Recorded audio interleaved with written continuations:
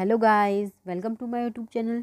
Friends, आज जो topic हम डिस्कस करने वाले हैं वो है हमारा टॉपिक 156 का सबसेक्शन 3 व 202 में डिफरेंस। और साथ ही साथ हम ये भी डिस्कस करेंगे क्या मजिस्ट्रेट किसी मामले में सीबीआई द्वारा इन्वेस्टिगेशन किए जाने का ऑर्डर पास कर सकता है।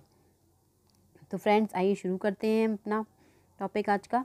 फ्रेंड्स, सबसे पहले 156 का सबसेक्शन 3 क्या कहता है। ये 156 का सबसेक्शन 3 कहता है कि कोई भी मजिस्ट्रेट जो कि धारा 190 सीआरपीसी के तहत सशक्त किया गया है, एक पुलिस थाने के भारसदक अधिकारी को किसी भी संज्ञेय अपराध का अन्वेषण करने का आदेश दे सकता है जिस पर ऐसे मजिस्ट्रेट का जुरिडिक्शन है।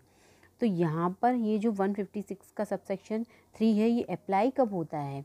तो सबसे पहले तो ये देखना है हमको कि जब इस मैटर की कहानी क्या है कि कोई भी व्यक्ति है वो अगर क्या कर रहा है, अपने किसी संज्ञेय मामले में एफआईआर लिखवाने पुलिस थाने जाता है, तो पुलिस क्या करती है, उस व्यक्ति की एफआईआर लिखने से मना कर देती है।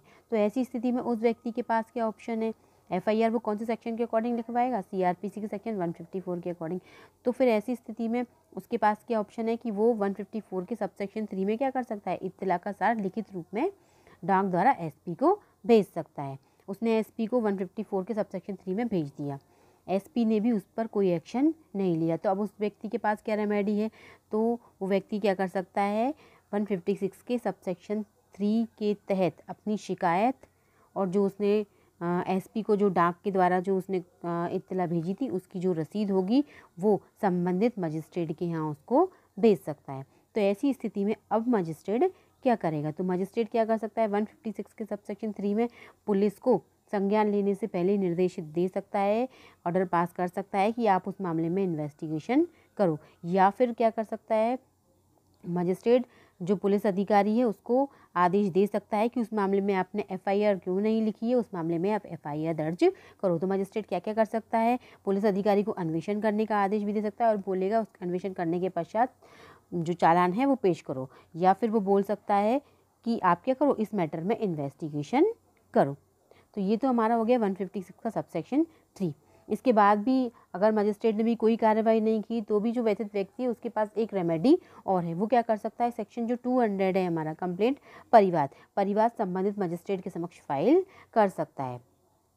और फ्रेंड्स, अगर मजिस्ट्रेट उसने परिवाद दर्ज कर लिया लेकिन मजिस्ट्रेट ने परिवाद को क्या कर दिया, खारिज कर दिया, तो फिर ऐसी स्थिति में उस व्यक्ति के पास क्या रेमेडी है, वो रिवीजन करा सकता है। तो फ्रेंड्स, ये तो हो गया हमारा 156 का सबसेक्शन 3। अब 202 क्या है, ये परिवाद वाले मैटर्स में अप्लाई होता है ये। तो परिवाद मजिस्ट्रेट के समक्ष किया गया, अब मजिस्ट्रेट क्या करेगा, फिर परिवादी और उसके जो भी साक्षी होंगे उनकी सेक्शन 200 में परीक्षा करेगा।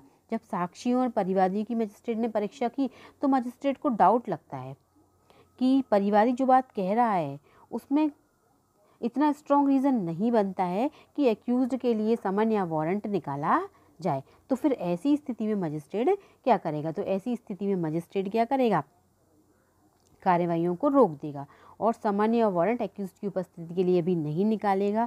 और यह पता लगाने के लिए कि क्या वास्तव में मामला बन रहा है या नहीं बन रहा, पर्याप्त आधार है अथवा नहीं कि एक्यूज के अगेंस्ट कोई आदेशिका जारी करे, तो मजिस्ट्रेट क्या करेगा, इन सब बातों का पता लगाने के लिए या तो मजिस्ट्रेट खुद जांच कर सकता है या किसी पुलिस अधिकारी को इन्वेस्टिगेशन करने का निर्देश दे सकता है। तो यहाँ 202 में या तो वो खुद जांच कर सकता है या पुलिस अधिकारी को अन्वेषण करने का निर्देश दे सकता है। 202 में जो हो रहा है फ्रेंड्स वो जांच इंक्वायरी है, ट्रायल नहीं है। तो ये ओटीपी पूछा जाता है कि 202 में जो कार्यवाही हो रही है उस प्रोसीडिंग को क्या बोला जाता है, तो वो जांच है, ट्रायल नहीं है। 202 में जब जांच हो रही है या इन्वेस्टिगेशन हो रहा है तो एक्यूज को कोई भी राइट नहीं है कि वो उस मैटर में सुनवाई की मांग करे, क्योंकि अभी उसमें उसके ऊपर आरोप नहीं लगाया गया है और उसकी एंट्री अभी तक नहीं हुई है। अब देखिए फ्रेंड्स, जो 156 का सबसेक्शन 3 है और 202 इसमें मेन डिफरेंस क्या है, तो 156 का जो सबसेक्शन 3 है उसमें अभी मजिस्ट्रेट ने अपराध का संज्ञान नहीं लिया है, संज्ञान लिए बिना ही वो पुलिस को क्या बोल रहा है, इन्वेस्टिगेशन के लिए ऑर्डर दे रहा है। 202 के अंतर्गत क्या किया है मजिस्ट्रेट ने, परिवाद फाइल या परिवाद पर संज्ञान लेने के बाद पुलिस को अन्वेषण के लिए निर्देश दिया है। तो बेसिकली 156 के सबसेक्शन 3 और 202 में इतना ही अंतर है कि 156 के सबसेक्शन 3 में अपराध का संज्ञान लेने से पहले वो पुलिस को इन्वेस्टिगेशन के लिए आदेश कर रहा है और 202 में संज्ञान लेने के बाद वो अन्वेषण के लिए निर्देश दे रहा है। फ्रेंड्स, इसका जो केस है वो आपको याद रखना है। पहला बहुत इंपॉर्टेंट केस है इसका, देवरापल्ली लक्ष्मी नारायण रेड्डी बनाम वी नारायण रेड्डी। इस केस में डिसाइड किया था सुप्रीम कोर्ट ने कि पुलिस अन्वेषण के लिए दिए गए आदेश के बीच सेक्शन 156 के सबसेक्शन 3 और 202 के बीच अंतर इस केस में सुप्रीम कोर्ट ने स्पष्ट किया था।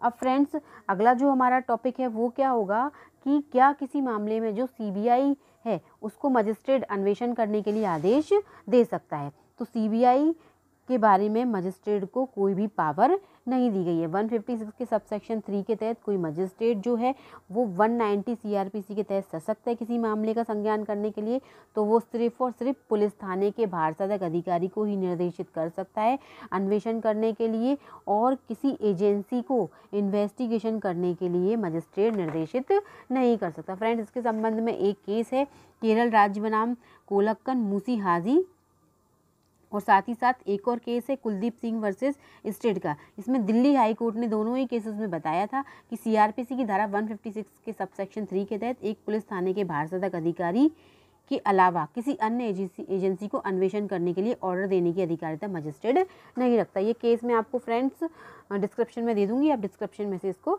लिख लीजिएगा। इसके बाद फ्रेंड्स, तो फिर सीबीआई द्वारा इन्वेस्टिगेशन किसी मामले में कैसा होता है, तो इसके बारे में क्या है कि सुप्रीम कोर्ट और हाई कोर्ट को ये अधिकारिता है, ये अधिकार है कि वो किसी भी मैटर में सीबीआई द्वारा इन्वेस्टिगेशन कराने का आदेश दे सकते हैं।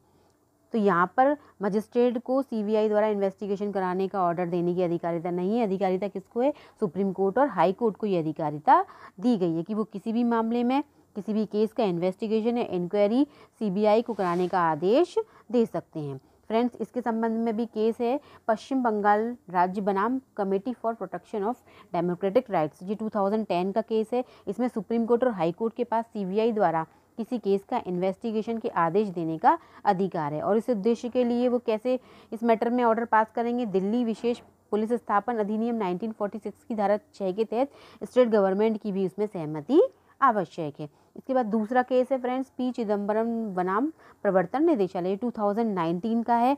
इस केस में सुप्रीम कोर्ट ने डिसाइड किया था कि अन्वेषण जिस तरीके से पुलिस अधिकारी कर रहे हैं और उससे अगर आरोपी नाराज़ है, संतुष्ट नहीं है वो उस अन्वेषण से, तो सिर्फ ये आधार मामले को सीबीआई का इन्वेस्टिगेशन करने के लिए ट्रांसफ़र करने के लिए पर्याप्त नहीं है। सिर्फ इस ग्राउंड पर ही मामले को सीबीआई को इन्वेस्टिगेशन करने के लिए ट्रांसफ़र नहीं किया जा सकता। और फ्रेंड्स, हाल ही में अभी मई में अर्नब गोस्वामी वर्सेस भारत संघ 2020 का ही सुप्रीम कोर्ट ने इसमें भी डिसाइड किया है कि अन्वेषण से अगर आरोपी नाराज़ है तो ऐसे मामले में वो अन्वेषण को सीबीआई को ट्रांसफ़र करने के लिए आवेदन करता है, तो ये उसका ग्राउंड नहीं बनता कि उस मामले को सीबीआई के लिए इन्वेस्टिगेशन करने के लिए ट्रांसफ़र किया जाए।